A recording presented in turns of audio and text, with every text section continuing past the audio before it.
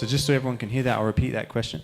So when you decided to go online, how did you choose who your audience was, whether it was old or young or East African interest or not? So, yeah. Actually, we have already set our segment, which was for women. We have also identified the age. Actually, we have done a 2-year research on that before we start. We had a consultant based in the US. They have helped us a lot because also have been through the Stanford SID program, which had helped me a lot to set up the team and to decide to go online.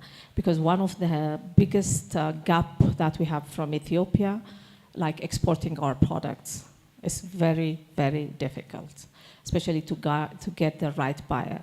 If you have a buyer that can buy your product this year, he might change his mind to buy from another brand next year. Maybe because you're a little bit expensive, or maybe, there are so many reasons. I have been doing the research quite for a while.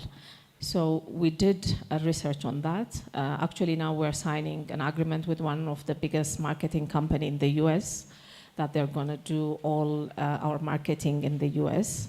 So we did actually quite a research on that before we start, and we know exactly who we're targeting. We're working a lot on our social media, but we believed now that we have to hand that to a marketing company, so we're gonna give that to this marketing company in a month time. So actually to sell more products. We're doing very slow now.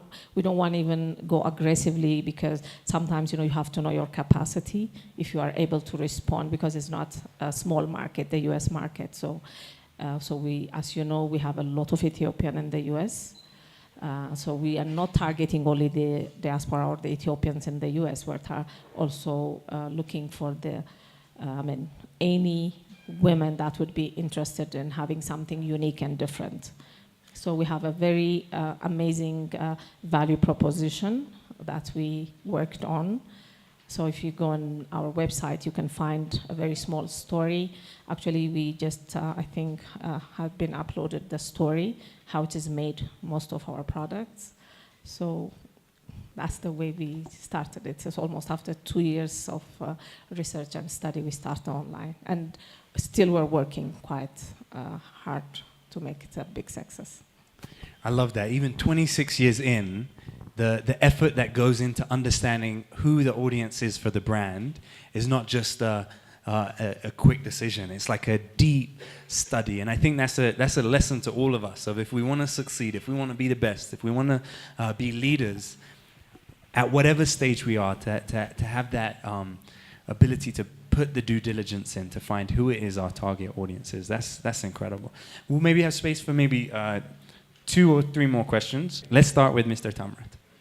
Thank you for raising this question because we have been working on, I think I will use also this place maybe to mobilize, awareness. The problem that happened is we asked who has really made those printed things. Actually, already Ministry of Tourism and Ministry of Industry, they are aware of it. But it's a free market, Anybody can do what they want. But for me, what it really annoys me is if it is a print to compete in the market is fine. But using especially like the Zinnar, Dirribt Abab, I don't know if you know, the big value that has a story behind, even Kings Yared used to wear one of the Dirribt Abab, it's one of the most amazing work that we have as a handmade. Printing those things, it really gives me pain. When I saw it in, not Shuromeda is not yet in their Haya Hulet, I really stopped the car and then I said, how dare you put some, he said, it's much cheaper than the hand weaving. I said, it's not true. Sometimes we go with the flow. If you go today to Shuromeda, especially on a Sunday market, and an open air, you will find the handmade, which has been woven by the weavers, much cheaper than the printed one. Of course, if you're asking me the wash cycle and all that things, it doesn't have anything to do with. So that it comes where it comes, the value. So the handmade is not like you wash it every day or you throw it inside the washing machine and you wash it, or you wash it by hand every day. Even if like that, my mom has to wear, I don't know for how many years, and still I have her gabis, some of her dresses with me.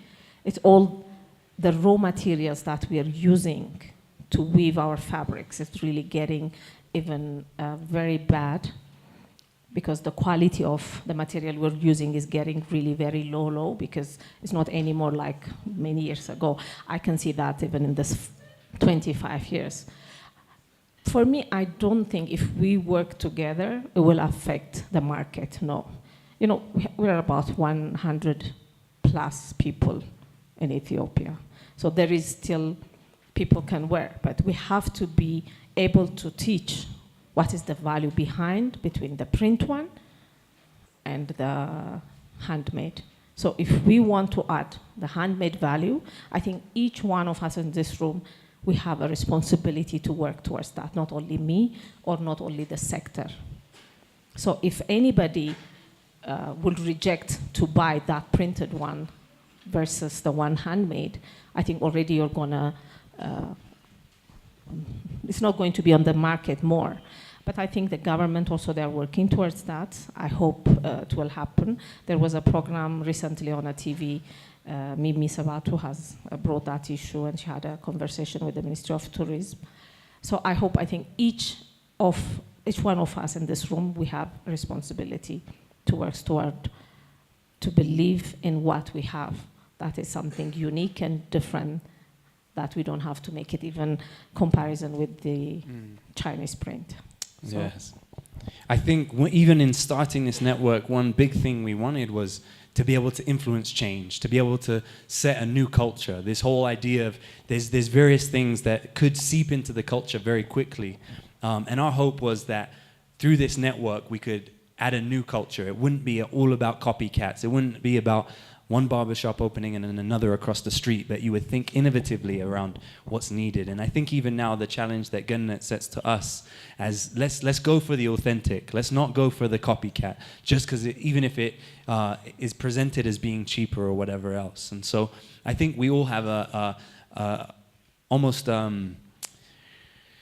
forget the word, but a responsibility to make conscious decisions over, as we build our business, how we go about it, and choosing to go about it the right way and not the easy, cheap way.